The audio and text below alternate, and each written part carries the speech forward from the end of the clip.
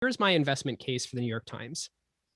In the last 15 years, they have shifted from a business that had incredibly high variable costs, so the printing presses, the people that have to, deliver the paper, ink, to a business that is a digital subscription business. So it's all fixed costs. And then, like Netflix, they sort of get all the upside once they sort of have paid for the content.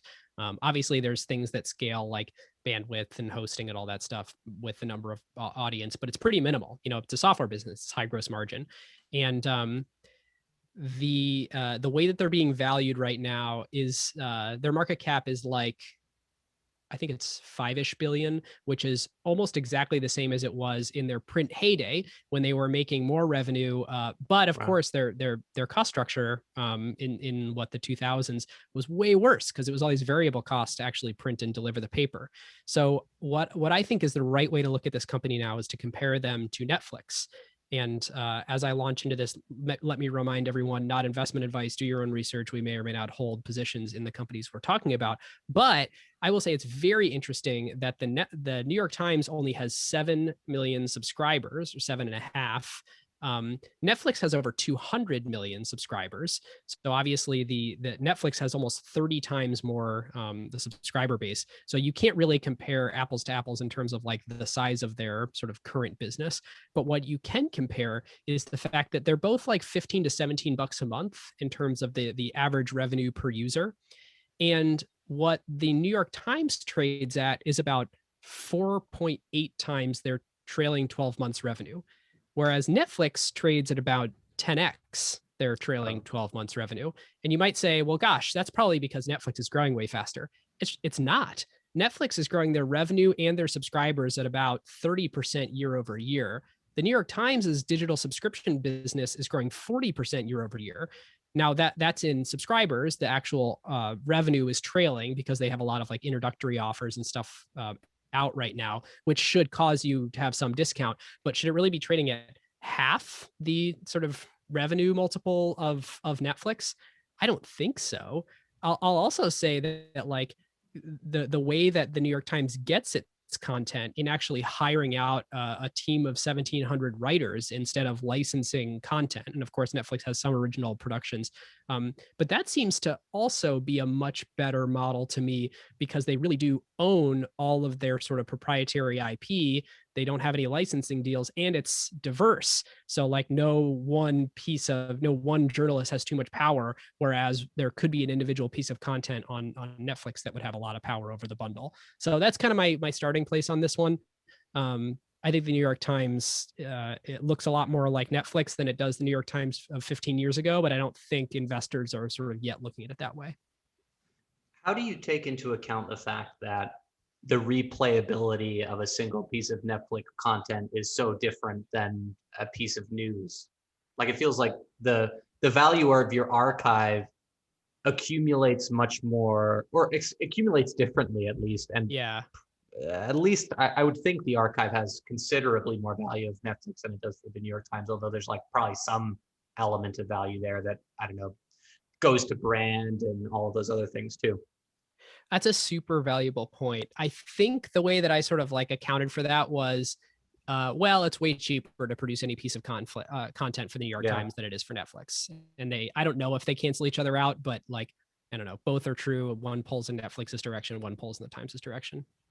If you had to pick though, I don't know, at least for me, I would way rather have the one that's more expensive, but like way harder for someone else to produce. I think that is I think the New York Times has sort of like a hidden moat where no one else is going to be a large scale newspaper at this point with the internet. And so like, it's really hard to catch up to Netflix, but it's deceptively hard to catch up to the New York Times. I wonder, like, did you guys, I haven't finished the episode, full disclosure. I have to do a longer workout. Hours. Yeah, exactly. I only work out for 30 minutes, guys. Like, did you guys uncover how much of their content is now video or podcast or, like more digital native in that respect? Video, they do some, but they don't like, they're still not like a video centric company. I think they sort of waited on the sidelines in the whole pivoting to video phase where Vox and BuzzFeed and everyone did. Yeah. They obviously have some, but it's not huge. The podcasting thing is crazy. Like the Daily has 4 million downloads every day, or maybe it's 4 million downloads on every episode. It's by far the most listened to podcast. But the interesting thing is, since it's free, it's a completely different stream for them. So it's not included in the subscription bundle. And it's really like a way to expose the Times brand to a completely different demographic of people. It's like 75% are under 40. It's people that otherwise wouldn't have a relationship with the Times. They did announce though, right, that they are going to have a paid version of the Daily, or is some subscription element? There's some paid podcast thing coming, but we don't know what it is yet. There's also some paid version of the Wirecutter coming that we don't know what it is. Ooh, that's intriguing. Should Spotify buy the New York Times? Well, Spotify stock's really high, so they should buy something.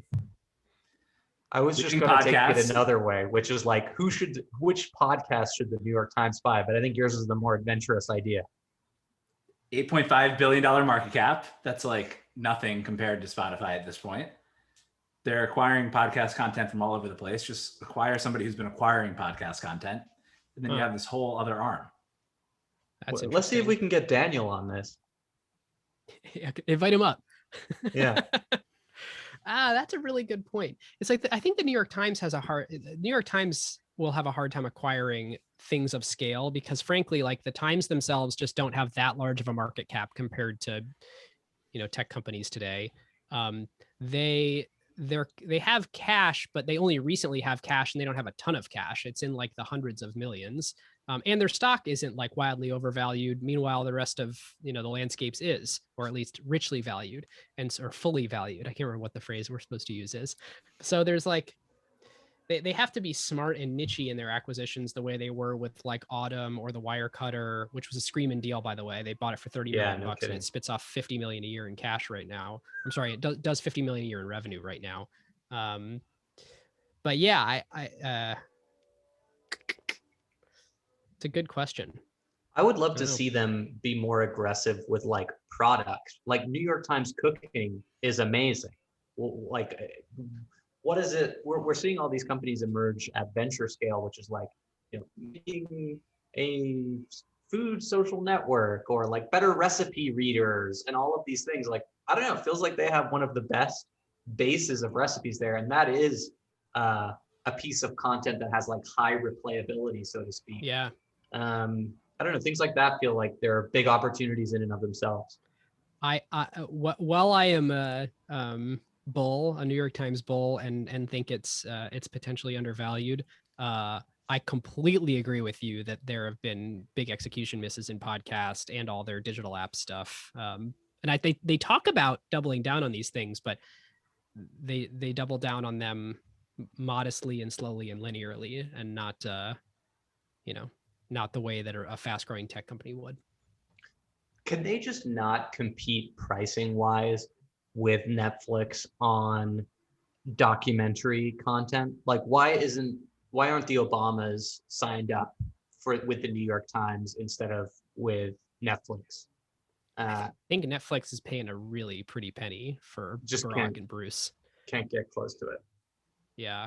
I mean, and that's that would be the bear case for the Times, is like, hey, they're competing with people who also have this very same property, which is whoever has the largest audience can pay the most, because you can amortize it across the widest set of people, which is, what's the 7 powers of that? That's network scale economies. Yeah. They have the scale economies. So oh, there you go, Mario. Perfect. So yeah, that would be the argument of like, look, if the New York Times is actually competing with Netflix or Spotify for like non-commodities, for unique sources of content, then they're up a creek, because they're way behind on paid subscribers. But to the extent that they're in a different category, then you should be excited because they're running that same playbook, but with a different, modality of journalism, which I think they will forever be a journalism company.